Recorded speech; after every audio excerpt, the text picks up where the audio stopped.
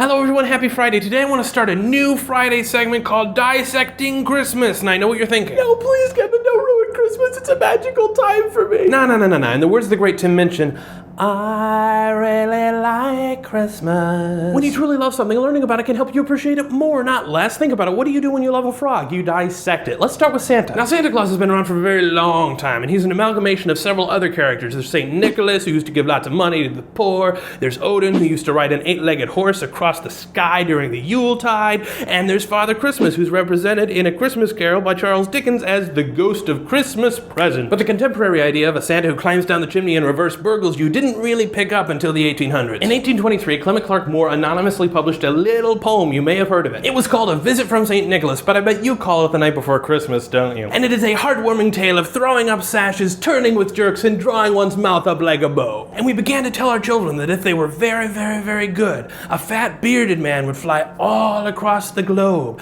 in a sleigh pulled by caribou, and he would jump down our chimneys and eat half a cookie and leave you presents. Altogether a pretty clever ruse, which most kids seem to unravel around the age of 8, but I wonder when I figured it out. Let me call my personal historian. Hey, Mom. You know that whole Santa thing?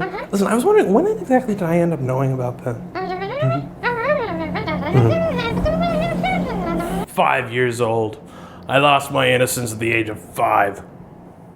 Well, anyway, not everyone teaches their kids about Santa, and there are some fairly good reasons not to. Number one, it involves lying to your kids, and these are kids you've told to never tell a lie. And we have this elaborate deception backed up by friends and culture and evidence of missing cookies. And this is right at the time where kids are learning how to reason, so maybe not the best time to be messing with their heads. Now, there's a sentiment in one of our Christmas songs that I absolutely love. Be good for goodness sake, or if I may paraphrase, being kind to others is its own reward. Do good because it is the right thing to do. However, this is preceded by the lines, he knows when you've been sleeping, he knows when you're awake, he knows when you've been bad or good, so be good for goodness sake. Now we should notice the contradiction here. It's saying, he's watching you, so do good for its own sake, which doesn't make any sense. In this case, it should be, but be good for goodness sake. But really, we have to ask ourselves, is it okay to be leveraging Santa's approval as a means for ensuring good behavior? Finally, and this is a big one for me, emphasizing the magic of Santa kind of undermines the magic of parents and friends and family. I remember Christmas when I was 8 or 9 and we had rushed down and we were all opening up our Santa presents and I was so excited